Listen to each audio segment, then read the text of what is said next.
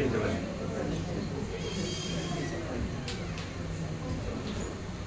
acara apa?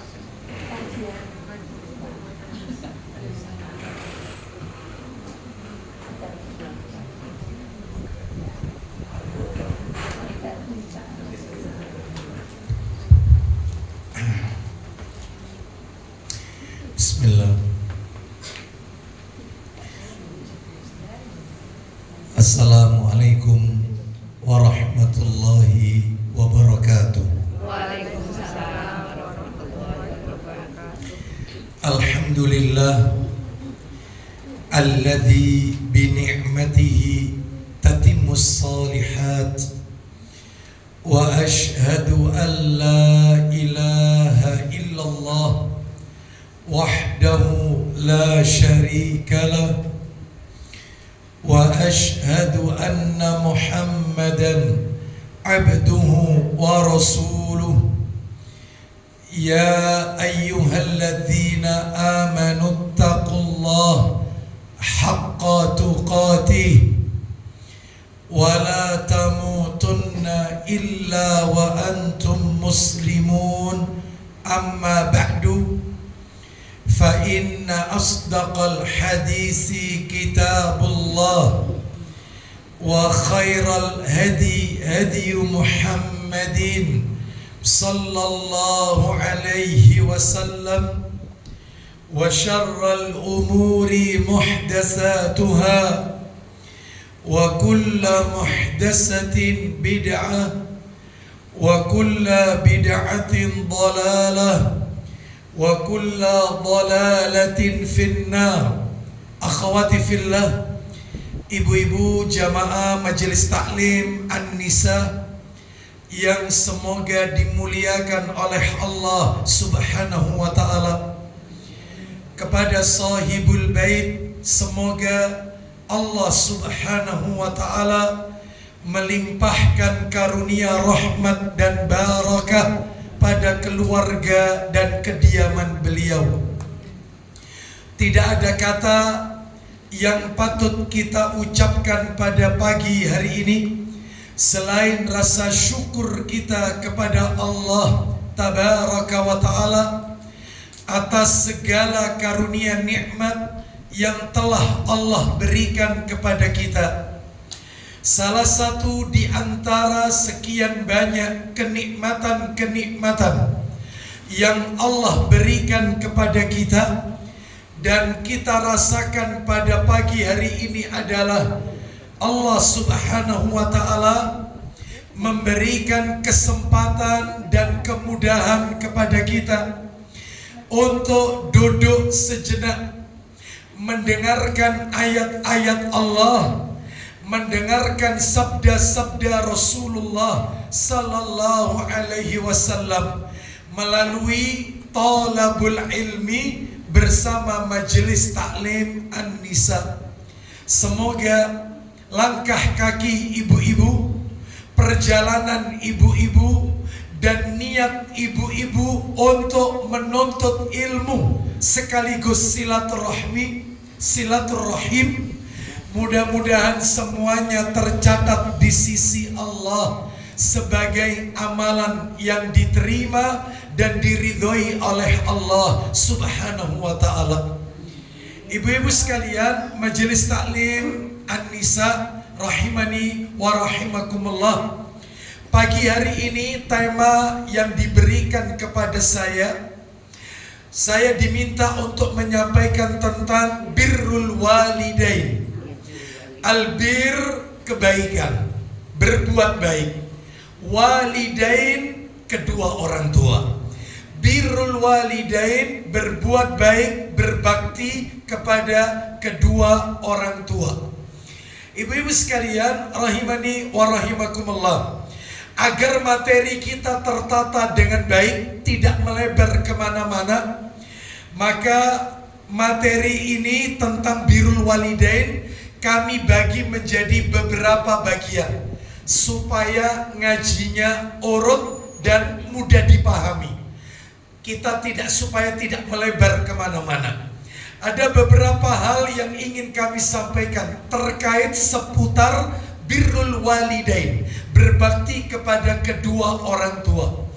Yang pertama yang ingin kami sampaikan adalah ayat-ayat Al-Quran. Saya ulang, ayat-ayat Al-Quran yang memerintahkan kita untuk berbakti kepada kedua orang tua. Di mana ayatnya? Nanti akan kami sebutkan satu persatu, tentunya secara ringkas ya. Itu yang pertama. Yang kedua yang akan kami sampaikan, yang kedua adalah keutamaan atau fadilah anak yang berbakti kepada kedua orang tuanya. Jadi bagi kita yang berbakti kepada kedua orang tua, apa keutamaan yang akan Allah berikan kepada kita? Sebab terus terang ibu-ibu sekalian, kita yang hadir di majelis ini, saya ulang, kita semua yang hadir di majelis ini belum tentu kita orang tua, belum tentu. Tetapi kita pasti seorang anak.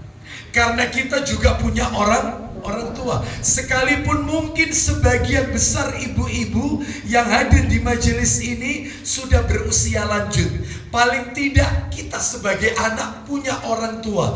Entah mereka ada yang masih hidup atau sudah tuafa, sudah meninggal dunia. Paling tidak kita juga seorang anak, punya orang tua. Maka apa keutamaannya kalau kita bakti sama mereka, orang tua kita? Ini materi nomor 2, ibu-ibu sekalian. Materi yang ketiga adalah yang ingin kami sampaikan adalah dalil-dalil tentang durhaka kepada orang tua termasuk dosa besar. Mana dalilnya? Baik dalam Al-Quran maupun di dalam hadis Nabi yang menjelaskan kepada kita anak yang durhaka, uququl walidain, durhaka kepada orang tua termasuk dosa besar. Itu nanti materi nomor 3. Dan materi yang nomor 4, yang keempat yang nanti akan kami sampaikan supaya jelas materi ini. Yang keempat, saya akan tunjukkan bentuk-bentuk kedurhakaan anak kepada orang tuanya. Sebab saya yakin ibu-ibu dalam hati pasti bertanya, ya apa sih Ustadz, kira-kira anak itu disebut anak durhaka, kira-kira cirinya kayak apa, kayak seperti apa? Lah itu nanti yang masuk nomor 4. Jadi itu nanti masuk sudah fenomena atau masalah teknis di masyarakat kita, seperti anak, seperti apa anak durhaka itu. Baik. Terus materi ini saya tutup yang nomor 5, materi penutup yang kelima. Ya, mudah-mudahan waktunya cukup dan kami persingkat saja nanti. Yang kelima adalah bentuk anak yang berbakti kepada orang tua. Jadi setelah kita mengetahui anak durhaka kayak apa, baru yang nomor 5, anak itu disebut anak yang berbakti seperti apa. Nah itu nanti masuk yang nomor 5. Baik, kita awali dulu ibu-ibu sekalian karena panjangnya materi. Yang nomor 1 saja langsung. Yang nomor 1 adalah ayat-ayat Al-Quran yang memerintahkan kita untuk berbakti kepada kedua orang tua. Baik, di mana ayatnya? Saya sebutkan 2 saja. Mudah-mudahan 2 ini mewakili dari sekian banyak ayat Al-Quran. 2 saja, mudah-mudahan mewakili. Apakah dia? 1, yang pertama, ayatnya ada di dalam Al-Quran, suratnya surat An-Nisa. Disiapkan Pak Didik. Surat yang keempat An-Nisa, ayatnya ayat yang ke-36. Surat An-Nisa, ayatnya ayat yang ke-36. Nah, sebelum kita dengarkan murotalnya, ayatnya, perlu ibu-ibu ketahui, maaf ya, perlu ibu-ibu ketahui, setiap kali ibu membuka lembaran demi lembaran Al-Quran, ayat demi ayat Al-Quran, perhatikan, bisa dititeni. Semua ayat Al-Quran, Anda ulang, semua ayat Al-Quran setelah Allah memerintahkan kita untuk mentauhidkan Allah dan tidak melakukan syirik, itu mesti ayat gandengannya berbuat baik kepada ibu bapa. Wa'budullaha wa la tusyriku bihi syai'an wa bil walidaini ihsana. Mesti gandengan, gak pernah dipisah. Ayatnya mesti gandengan. Kita disuruh menyembah Allah, jangan melakukan syirik, gandengannya, dan berbuat baiklah kepada ibu dan bapak.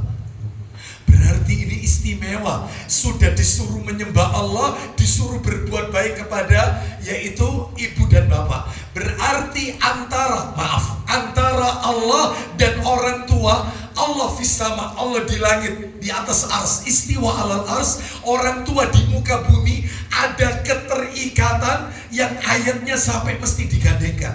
Seperti panjenengan ibu-ibu kalau baca ayat sholat sama zakat, mesti gandengan. Wa aqimus sholat wa atuz zakat, selalu gandengan, nggak pernah dipisah. Wa aqimus sholat wa atuz zakat. Seperti itulah ayat wa'budullaha wa la tusyriku bihi syai'an wa bil walidaini ihsana. Silakan siapkan. Allah berfirman An-Nisa 36. Wa'budullaha wa la tusyriku bihi syai'an wa bil walidaini ihsana.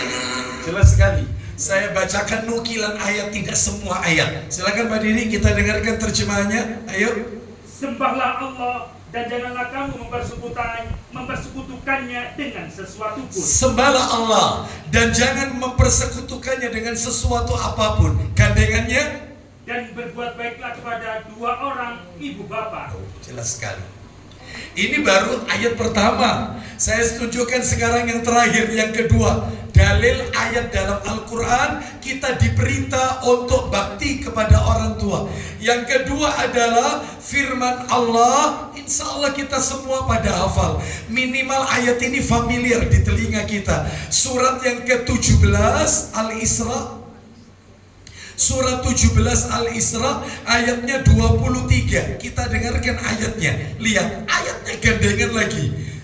Masya Allah, ayatnya gandengan. Allah Ta'ala berfirman Al-Isra ayat 23.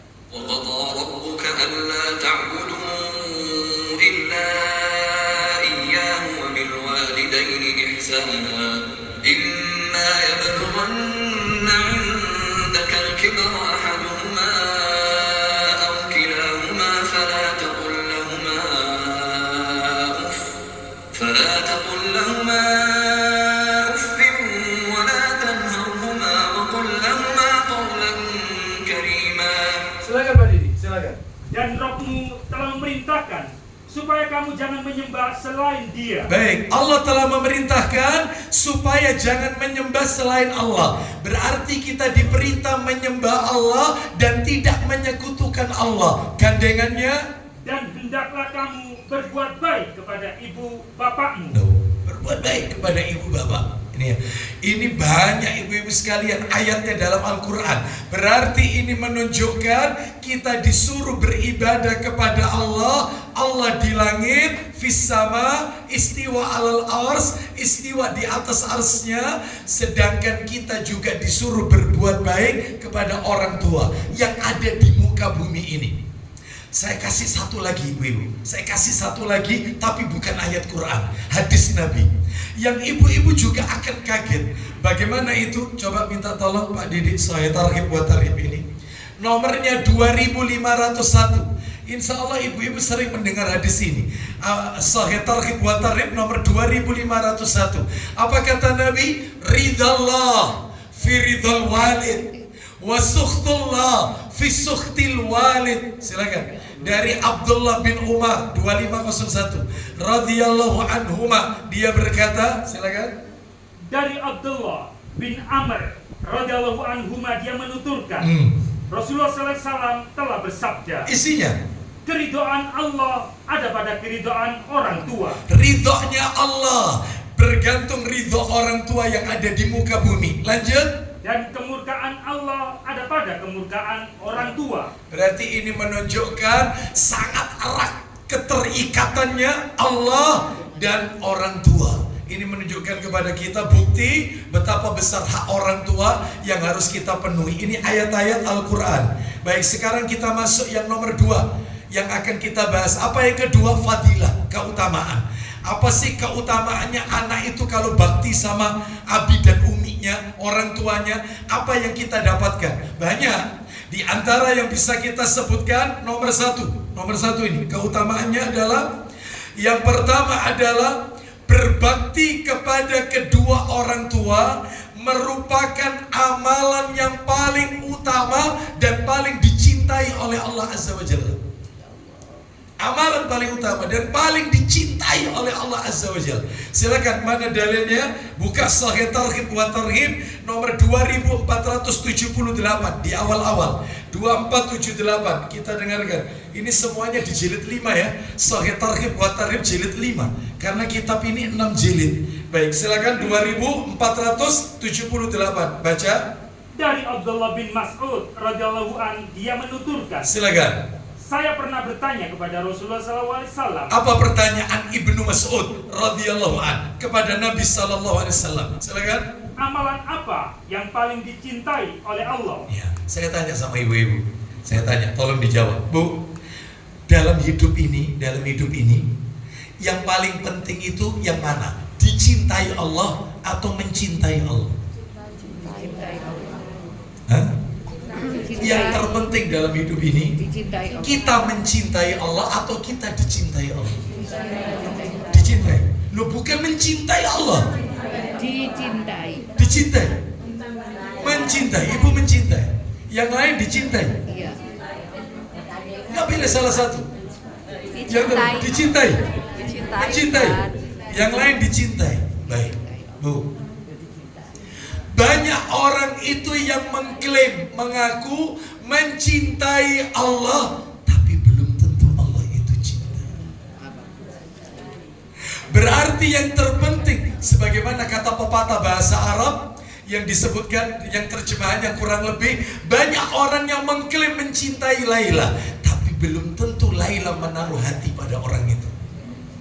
Banyak orang yang mengaku mencintai Allah, belum tentu Allah mencintai kita. Berarti yang paling penting yang mana? Dicintai, bukan mencintai Allah. Nah ini tadi barusan kita dengarkan Ibnu Mas'ud tanya, ayul amali ahabbu ilallah, amalan apa yang paling dicintai Allah? Makanya Bu, kalau kita melakukan amalan ini otomatis Allah cinta kepada kita. Apa jawaban Nabi Pak Didi? Amalan yang paling dicintai oleh Allah, paling utama. Silakan. Satu, Beliau menjawab, as-salatu li waqtiha. Silakan. sholat pada waktunya. On time. Sholatnya on time. Sholatnya on time, tepat pada waktunya. Jadi kalau masih ada di luar sana orang yang sholatnya duhurnya mau asar, asarnya mau maghrib, sarib, ya, maghribnya mau isya, isyanya sudah lewat pertengahan malam, subuhnya kerinan, maka jangan harap dia mendapatkan predikat orang yang dicintai oleh Allah. Apalagi sudah meninggalkan salah satu bentuk sholat. Misalnya duhur sholat, asarnya hilang karena jadi pagerayu, dipaes soalnya, dipaes sih. Ya, asar kepegang, maghribnya hilang karena sudah digedung. Gak mungkin ini wudhu buyar semua ini. Ya, maghrib kepegang, isyanya ketiduran, capek sudah. Isya sholat, subuh hilang, begitu seterusnya. Maka yang kayak begini bukan orang yang dicintai oleh Allah. Ibu-ibu tahu setelah sholat on time ternyata bukan jihad.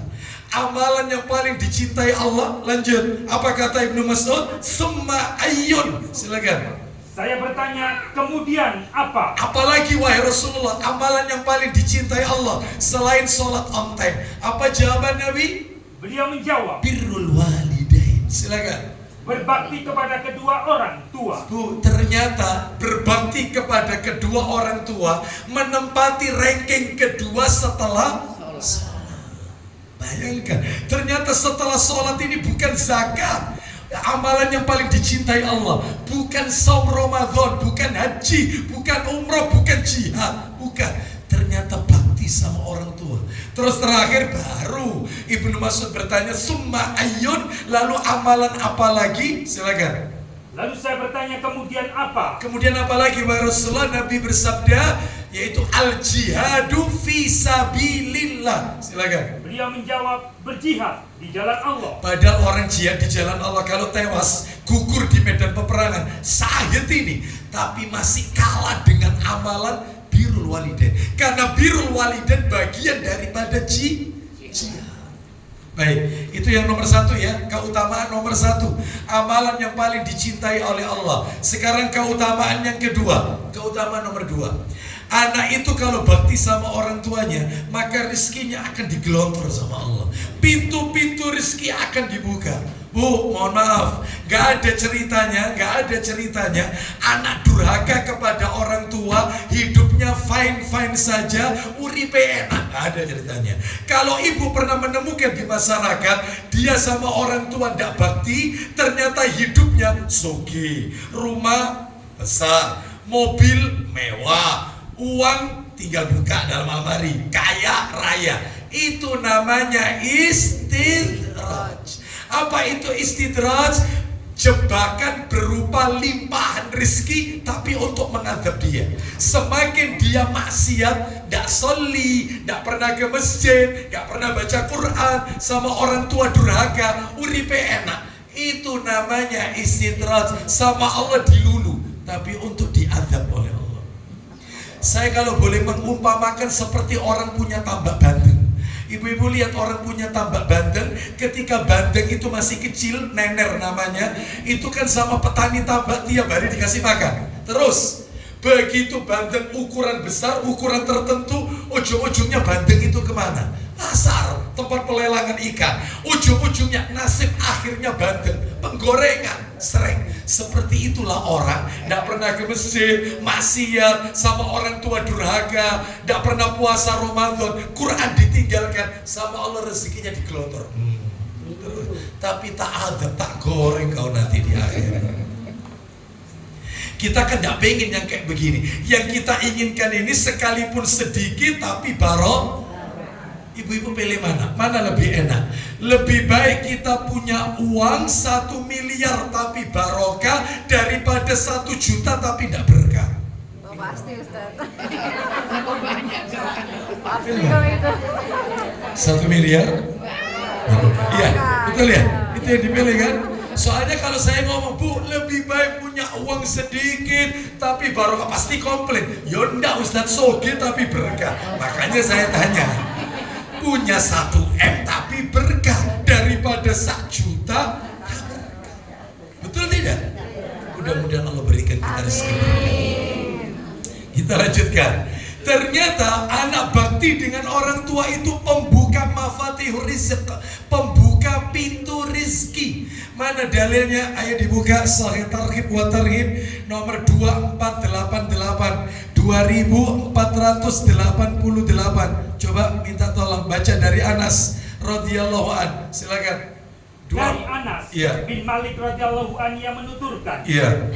Rasulullah SAW telah bersabda, Man sarrahu an yumadda lahu fi umrihi wa yuzada fi rizqihi falyabarra walidayhi wal yasil rahimah. Silakan. barang siapa yang ingin agar dipanjangkan umurnya, Siapa yang pengen umurnya panjang, terus dan ditambah rizkinya, rizkinya ditambah oleh Allah, syaratnya maka hendaklah ia berbuat baik kepada kedua orang tuanya selain itu dan menjalin hubungan dengan kerabatnya. silaturahim, tidak kepaten obor.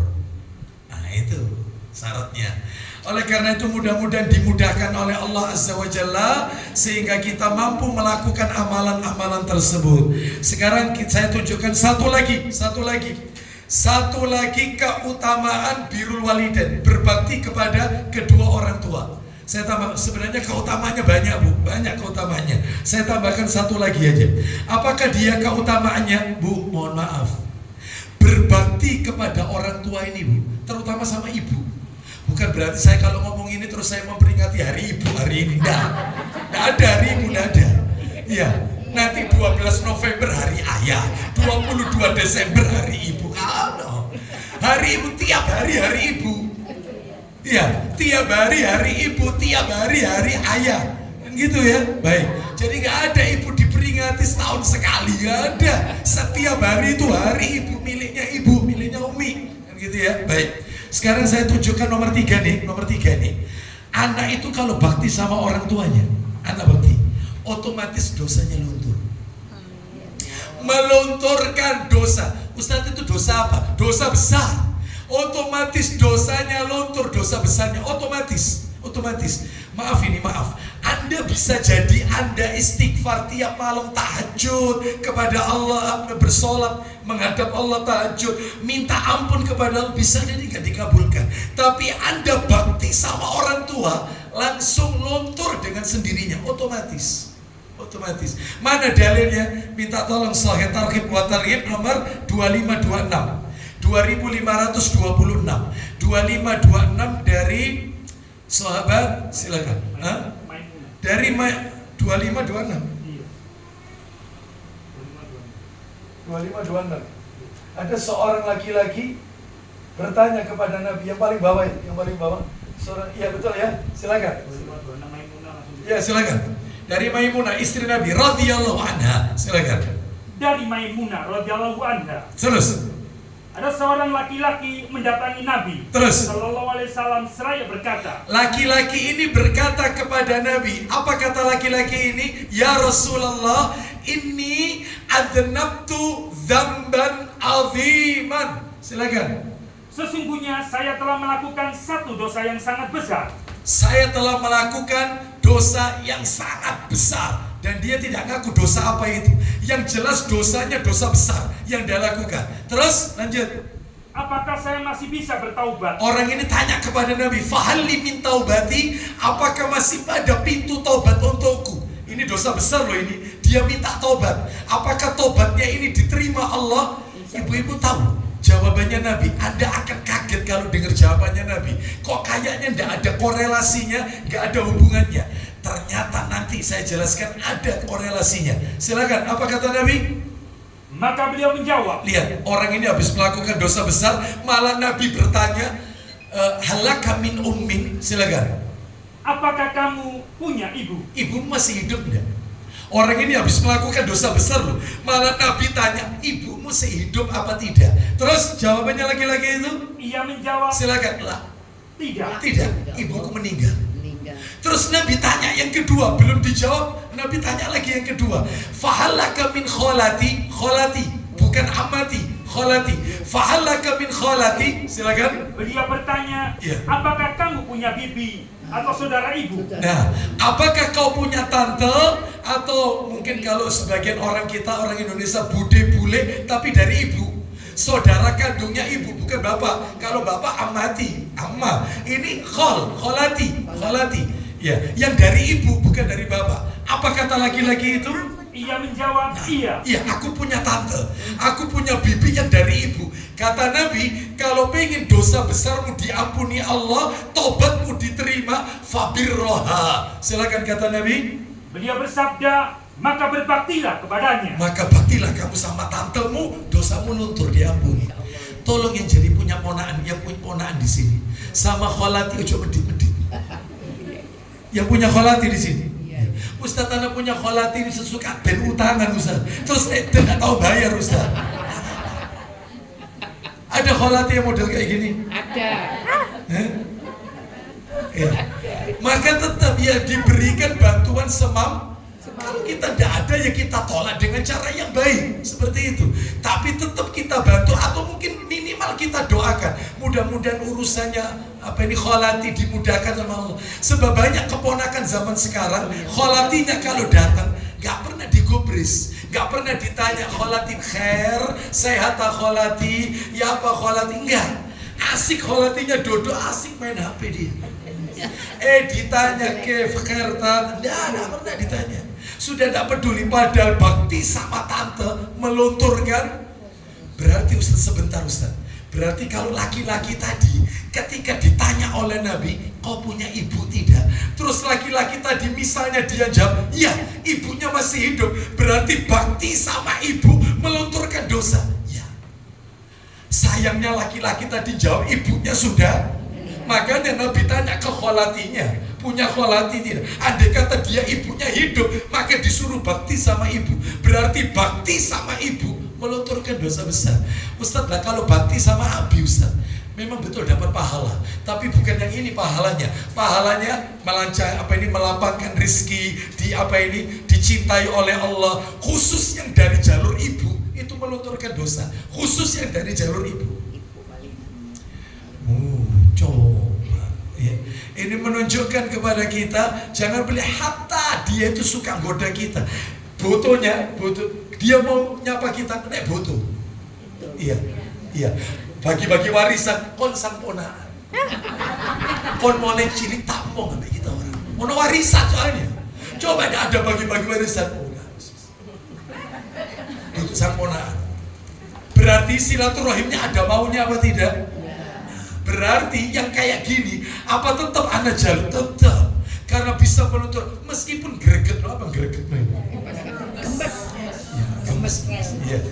Maka tetap berbuat baik, karena itu melunturkan dosa. Baik, sekarang kita masuk materi nomor 3. Apa tadi nomor 3 tadi?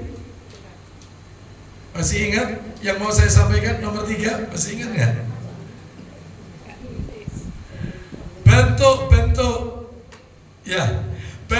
Bentuk anak yang durhaka kepada orang tua, kan gitu ya? Kayak apa fenomena anak durhaka kepada orang tua? Sebelum saya tunjukkan satu persatu fenomena uququl walidain, anak durhaka kepada orang tua, maka saya perlu ingatkan untuk diri saya dan kepada seluruh jamaah sekalian. 14 abad yang silam Nabi sudah mengingatkan kita. Apa kata Nabi? La taqumus sa'ah, tidak akan pernah terjadi hari kiamat. Apa kata Nabi? Sampai nanti bermunculan banyaknya wanita melahirkan majikan. Budak wanita melahirkan majikan. Budak wanita melahirkan majikan. Maksudnya apa Ustaz? Katanya ulama maknanya ada 2. Makna yang pertama, banyaknya peperangan, sehingga wanita itu ditawan terus diperbudak. Kalau terjadi konflik kan gitu, wanita ditawan terus disinai, dijadikan budak. Sehingga kalau wanita itu hamil, anaknya itu statusnya bukan ikut ibu, budak, tapi majikan, orang merdeka. Jadi makanya dulu di zaman Nabi budak-budak wanita yang ditawan ketika peperangan itu ketika dijima kan tidak dinikahi budak ini. Nabi kan pernah punya, yaitu lahir dari seorang Nabi punya anak dari Maria Al-Qibtiyah, namanya Ibrahim, dan dari Maria kan tidak dinikahi, ini kan budak wanita ini. Jadi budak itu tidak dinikahi. Ya, dan halal disinai. Ya, di Indonesia tidak ada karena tidak ada peperangan. Ya, kalau ada peperangan, Bismillah. Ya, kalau ada, ini kan tidak ada peperangan. Soalnya tidak pakai suat, tidak pakai nikah lagi. Jadi halal itu perbudakan. Lah anaknya lahir statusnya bukan budak tapi majikan. Lah itu maksud pertama. Lah saya lebih condong makna kedua. Makna kedua, yang dimaksud budak wanita melahirkan majikan adalah banyaknya bermunculan anak-anak yang memposisikan dirinya sebagai tuan majikan, sedangkan ibunya diperbudak. Berarti maksudnya anak durhaka di mana-mana. Nabi sudah ingatkan akan muncul banyak anak durhaka, dan ini termasuk tanda-tanda kiamat. Dan materi ini saya sampaikan rutin, ensiklopedia hari kiamat. Di sini Apel Melati, Musola Al-Hidayah, setiap Kamis pada subuh. Itu materinya ensiklopedia hari kiamat. Ya, jadi satu urut satu persatu tentang apa, banyaknya zina, banyaknya khomer dan seterusnya. Baik, sekarang saya sebutkan apa sih contohnya anak durhaka itu. Contohnya kayak apa anak itu masuk kategori durhaka. Katanya para alim ulama, saya bacakan Bu ya. Kami nukil disebutkan oleh para alim ulama, ciri anak durhaka itu tidak kurang dari 20. Cirinya anak durhaka. Jadi kalau misalnya, naudzubillah min dzalik, kalau misalnya ada salah satu keluarga kita, dia melakukan salah satu dari 20 itu, salah satu itu termasuk anak durhaka, anak kurang ajar. Contohnya kayak apa Ustaz? Ya, saya sebutkan semua, beberapa saja. 20 ciri lebih bahkan. Salah satu aja. Yang pertama yaitu suka menyusahkan orang tua. Suka menyusahkan orang tua, baik itu perkataan maupun perbuatan. Ya. Suka menyusahkan orang tua dengan perkataan atau perbuatan dalam masalah ibadah. Contoh, kalau disuruh sholat setengah mati, Makanya ada seorang ibu bilang ke saya ini Ustadz kalau nyuruh anak saya sholat Ustadz, itu sampai nek sudah teriak baru mau sholat. Nek enggak sholat terus gimana terus Ustadz. Iya. Kalau sudah terus sholat sampai tetangga saya ini sampai malu sama tetangga. Teriak-teriak nyuruh anak sholat. Ya ini anak durhaka, menyusahkan orang tua dalam masalah ibadah. Susah diatur untuk ibadah. Ada enggak anak yang seperti ini? Ya, jadi ibu-ibu sekalian, itu mamanya sampai sudah teriak-teriak baru digubris. Kalau enggak digubris. Ya, saya mau tanya. Ibu-ibu mohon maaf, kenapa anak itu kok lebih cenderung kurang ajar sama uminya daripada kurang ajar sama abinya? Ayo, kenapa ayo? Ada yang tahu? Betul atau tidak? Ya betul. Itu kalau uminya yang ngomong, nah kau ini tak tutur umi, kau ini tidak nurut, tetap itu sampai uminya naik uratnya sampai kelihatan, baru itu. Tapi kalau abinya, terus betul. Kenapa? Umi itu lebih cenderung, lebih dominan dikurang ajari daripada abinya. Karena wanita itu lemah, wanita fisiknya wis dientekno ambek arae. Karena wanita itu melakukan 4 hal yang tidak dilakukan oleh kaum laki-laki. Makanya kata Nabi, ketika Nabi ditanya, wahai Rasulullah, mana yang harus aku dulukan? Ibumu. Siapa lagi? Ibumu. Siapa lagi? Ibumu. Yang sering kita dengarkan 3 kali. Bukan Bu, dalam riwayat Bukhari, dalam kitab Adabul Mufrad, Nabi ditanya, siapa lagi? Ibumu. 4 kali ibu itu. Siapa lagi? Baru yang kelima, ayahmu, abuka, bapakmu. Ibu itu 4, bapak itu 1, 4:1. Memangnya apa Ustaz maksudnya? Ibu melakukan 4 hal yang tidak dilakukan oleh laki-laki. Yang pertama, dia mengandung. Ya, ibumu karena dia mengandung. Yang kedua, ibumu lagi karena melahirkan. Ibumu lagi karena menyusui. Ibumu lagi yang keempat, karena satu-satunya orang tua yang dia tidak tidur mikiri anaknya kalau sakit, ibu. Bukan bapak. Bapak ibu setengah mati, anak nangis, apa? Dia yang tidak tidur. Betul atau tidak?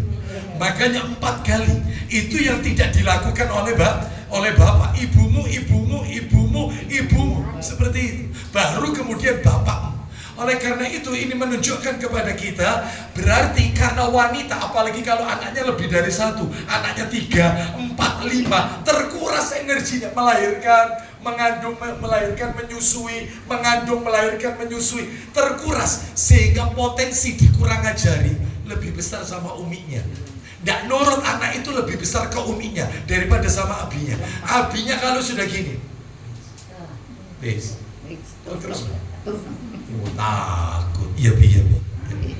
Coba uminya yang ngomong, wes nak tutupan handphonemu iku nak sholat toh. Iya mi, iya. Coba abinya, tetap, iya bi. Kenapa? Karena laki-laki energinya masih banyak. Wah, gak dintekno ambek anake, sing dintekno tentekan ini makanya lebih potensi, lebih besar didurhakai anak. Oleh karena itu jangan nyusahkan, jangan. Nomor 1. Nomor 2, berkata ketika diperintah. Tolong Umi ambil, itu sudah kurang ajar. Cis atau itu nggak boleh. Itu sudah nomor 2. Yang nomor 3 adalah bermuka masam di depan orang tua, di hadapan orang tua. Itu kalau sohibnya yang telepon, Assalamualaikum kebekir, ya apa itu? Coba uminya yang telepon. Apa umi telepon keto itu.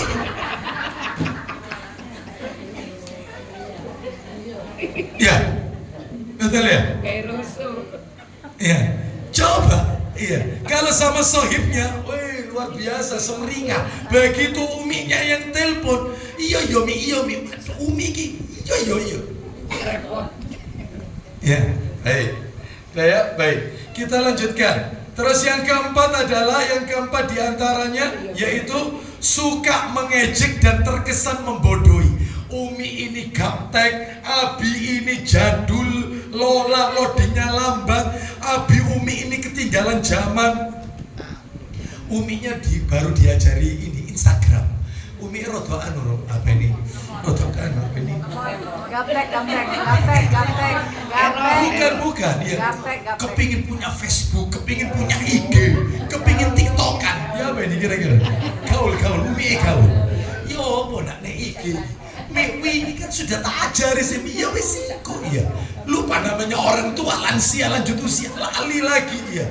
Akhirnya anaknya menfonis, Umi ki gaptek zaman ya jadul iya. Nggak boleh membodohi, nggak boleh, ya. Baik, banyak ada anak-anak yang seperti ini. Ya, suka terkesan membodohi orang tua dengan mengatakan Abi ketinggalan zaman, Abi ini kurang modern, Abi meskipun guyonan, nggak boleh. Terus kemudian suka menghina masakan orang tua. Mi masak apa Mi? Hari ini Mi, Umi ndak masak, Umi ndak enak badan. Itu ada sisa masakan rawon kemarin yang kau mau. Ya Allah Mi, wingi ketemu rawon, saiki ketemu rawon. Rawon ini untuk kita orang bosen Mi. Kan? Rawonnya bosan. Padahal saya tanya, rawon itu tambah nginep, tambahin apa enggak? Tambah zen. Iya, mau memang dasarnya ndak iso masak, iso nyacat. Oh, begini tempe, begini kena angin ke kanan miring ke kanan, kena angin ke kiri miring. Tipis. Jangan begini. Ini orang tua mulai pagi keringetnya. Bahkan umur sudah tua, masakannya ndak kayak dulu lagi. Dulu asen, uminya begitu masakan. Iki lo nak aku masakan buat kau anu, pasti hambar karena ada yang kurang. Masakannya kurang, ndak zen seperti dulu. Pasti uminya tanya, ya apa nak rasanya? Kau nincipin ya apa? Use, minal al. Pada dalam hati, asin, iya. Tapi tetap katakan, zen enak iki. Temen takon iki enak. Aku iki ono bumbu sing lali opak dulu. Enggak apa-apa. Bohong itu adanya boleh. Bohongnya boleh itu 3. Bohong boleh 1 untuk mendamaikan 2 orang supaya tidak bertengkar. Boleh. Yang kedua siasat perang. Boleh. Yang ketiga untuk apa ini? Pujian memuji. Termasuk suami ngegombal, istri ngegombal istrinya, ya apa bang wajahku bang, aku mau merek perawatan wajah. Ya apa bang, itu dalam hati suami. Alhamdulillah. La ilaha illallah. Ya apa bang? Dak ono sarampel paling ayu kecuali kau. Top. Bisa enggak kayak gini? Iya. Gak apa-apa, ngegombal boleh. Itu bohong yang halal. Ya seperti itu boleh. Istrinya juga gitu. Kau ya apa lihat aku? Lihat aku? Kau kepet terus ya. Dalam hati. Tapi yang keluar, masya Allah bang, aku bersyukur punya suami kayak kau bang. Bersyukur bang sama Allah. Ya. Pada dalam hati, ya Allah, kau udah ganti sing. Baik. Kita lanjutkan. Ya, jangan menghina, itu tadi nomor berapa tadi? 4, menghina masakan orang tua. Terus nomor 5, suka motong pembicaraan orang tua. Suka motong. Iya. Jadi belum kelar ini. Oh itu 6. Baik. 5 boleh, 6 boleh. Menghina masakan itu nomor 5 ya. Ini yang ke-6. Memotong pembicaraan. Misalnya uminya bilang, Umi tidak sekolah nak. Umi ini sekolah dulu SR, itu pun tidak lulus, ya belum selesai. Kau lebih pintar daripada Umi. Cuman Umi kalau mau usul, mestinya nanti kau itu sebaiknya kalau kuliah belum kelar. Sebentar Mi. Cara berpikirnya Umi ini ketinggalan zaman. Ya Allah. Mestinya yang benar selesaikan, biar menyelesaikan dulu orang. Umi sudah selesai ngomong, aku tak ngomong ya. Nah itu mestinya, ini enggak. Ya, sebi. Langsung main cut aja. Ya nggak boleh. Meskipun kau S3-mu itu luar negeri, maka kau tetap SR, orang tuamu yang S3 luar negeri. Mestinya begitu. Ya baik. Terus kemudian berikutnya adalah yaitu yang nomor 7, tidak mau mengakui orang tuanya. Terutama biasanya yang sering terjadi ini adalah anak adopsi, anak angkat, anak pungut, ya anak adopsi. Sudah tahu kalau bapak aslinya itu ini, sudah dikasih tahu sama bapak angkatnya, bapak sambungnya, aku ini bapak adopsimu, bapak angkatmu itu yang ini. Oh enggak mau, apalagi bapak angkatnya miskin misalnya, dia enggak mau, enggak, aku enggak nerima. Nah ini anak durhaka. Ya. Makanya ibu-ibu mohon maaf terkait masalah ini, saya minta dengan ibu-ibu tolong di belakang nama ibu-ibu jangan dicantumkan nama suami, jangan. Sebagai bentuk bakti sama orang tua, cantumkan nama di belakang ibu, nama bapak, nama orang tua, jangan nama suami. Contoh, wanita namanya Farida. Mohon maaf kalau ada yang punya kesamaan nama Farida. Ini contoh aja, contoh aja. Suaminya, calon suami, misalnya nih namanya adalah Hasan misalnya. Ketika menikah, Hasan menikahi Farida, ternyata di belakang nama Farida, Farida Hasan. Nggak boleh. Nggak boleh, tidak bisa mencium aroma wanginya surga. Yang benar itu Farida binti siapa? Sebagaimana pemimpin negeri kita kan semuanya pakai nama suami. Bu Ani Yudhoyono, Butin Soeharto. Memang itu bapaknya, bukan. Hati-hati, dosa besar, dosa besar. Nah terus kalau di masyarakat Ustaz dipanggil Bu Hasan, Bu Joko, Bu Bambang, ya apa itu Ustaz? Gak apa-apa kalau itu cuma untuk mengetahui ini istrinya Pak Joko, ini istrinya Pak Bambang, nggak apa-apa. Yang lebih bagus itu pakai Ummu siapa, pakai nama anaknya, Ummu siapa. Nah, itu yang lebih bagus. Hati-hati ya, karena itu bentuk tidak mengakui orang tua, mencantumkan nama. Ya, baik. Sekarang kita lanjutkan bentuk durhaka yang nomor 8. Yang nomor 8 adalah yaitu melakukan kemungkaran di depan orang tua. Melakukan kemungkaran. Contoh, sudah jelas itu dosa si anak melakukan kemungkaran di depan orang tua. Misalnya seorang anak laki-laki memasukkan teman wanitanya di situ, teman sekolah. Itu kan bukan mahram, tidak boleh. Maka orang tua harus melarang anaknya. Ini bukan mahram, kok goncengan sama temanmu itu, kau sudah dewasa, sudah balik, kan wis pantes dirabekno. Lah ini temanmu ini bukan mahrammu, gak boleh goncengan. Mestinya gitu. Tapi banyak orang tua wis halu-halu dak apa wis kanca iso hidup.